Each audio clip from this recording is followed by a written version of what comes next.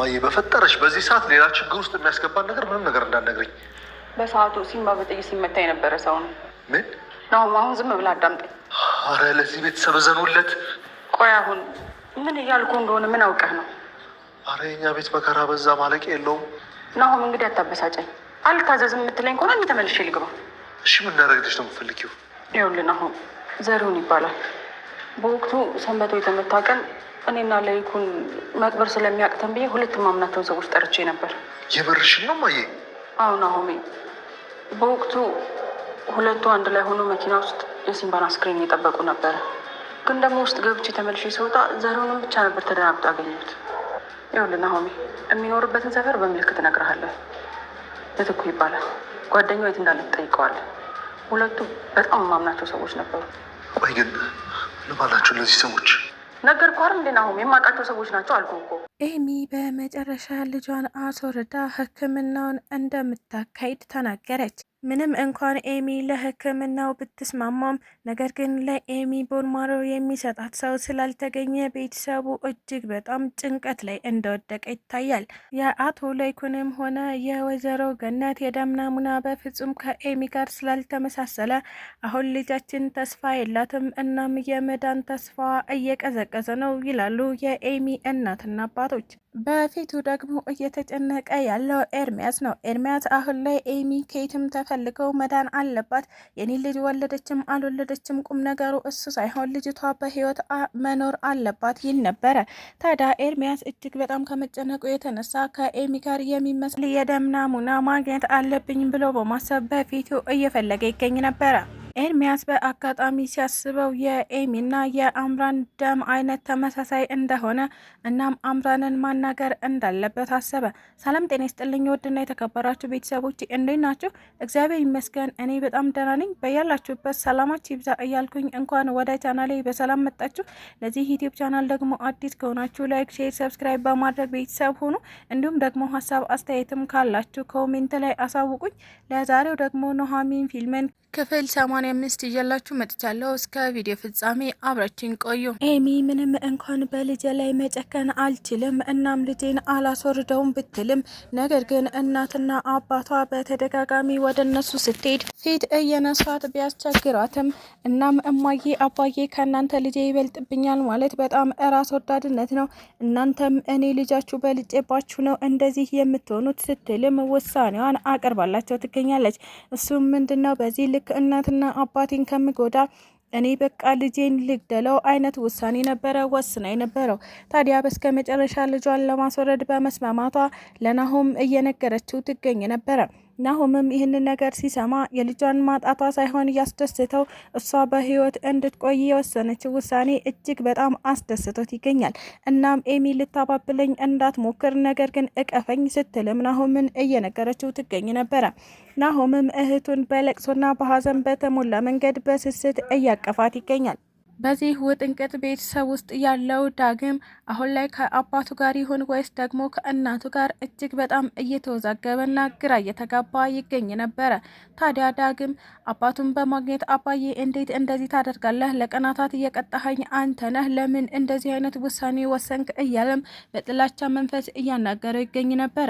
ታዲያ አቶ ሰንበቱም ዳግም እኔ እኮ አባት ነኝ፣ እንዴት ነው እንደዚህ የምታናግረኝ? አሁኑኑ የት እንደማርፍ አላቅም፣ የማርፍበት ቦታ አመቻችልኝ ሲልም እየጠየቀው ይገኝ ነበረ። ዳግምም አይ አባዬ ቅድመ ሁኔታ አለኝ፣ እሱም ምንድነው? አሁኑኑ ወይዘሮ ዝናሽ እናም አቶ ለይኩንን ከእስር ቤት ታስፈታቸዋለህ፣ የዛኔ እኔ ላንተ የምታርፍበት ቦታ አዘጋጅልሃለሁ ሲል ነበረ ለአባቱ እየነገረው የሚገኘው።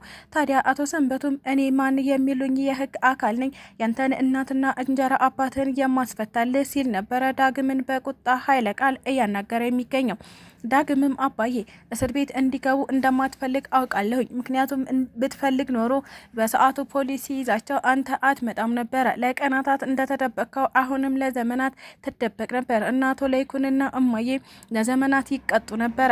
ያ እንዲሆን ስላልፈለክ ነው መተህ ከመታሰር አድንሃቸው የነበረው፣ አሁን ደግሞ ከታሰሩበት ቦታ ከእስር ቤት እንደምንም ብለህ ታስፈታቸዋለህ ይል ነበረ ዳግም።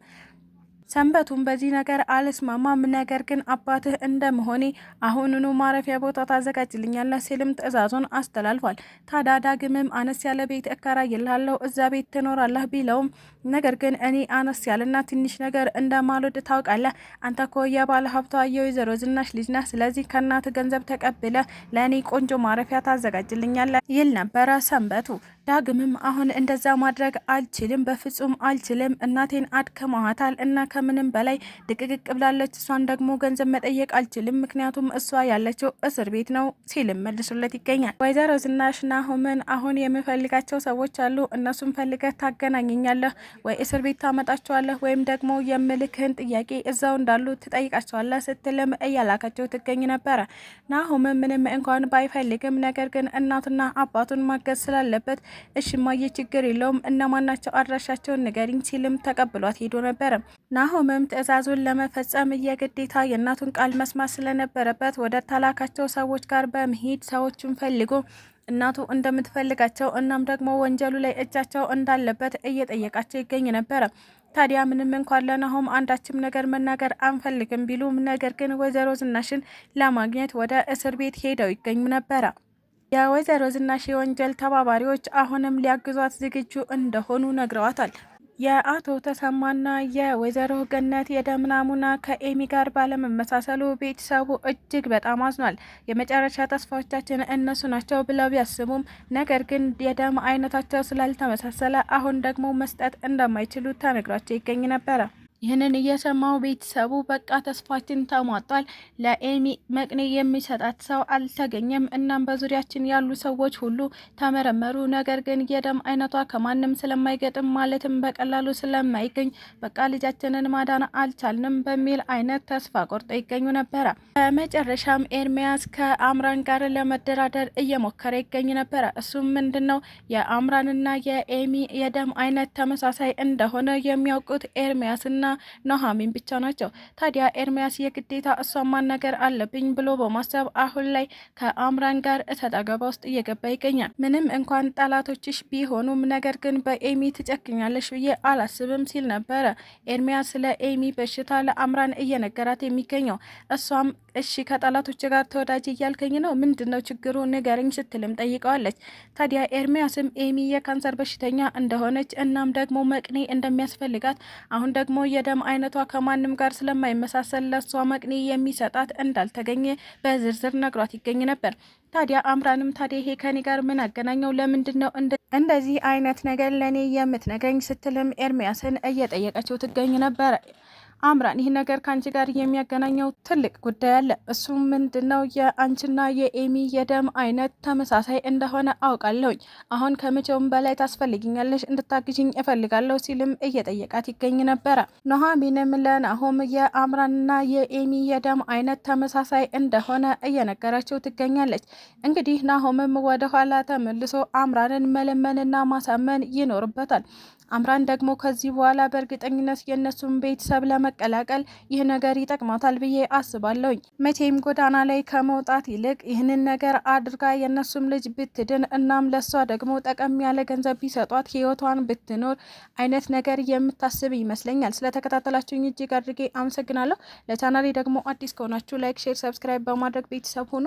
እንዲሁም ደግሞ ሀሳብ አስተያየትም ካላችሁ ኮሜንት ላይ አሳውቁኝ። ኢትዮጵያ ለዘላለም ትኑር እያልኩ ሰናበታችኋለሁ።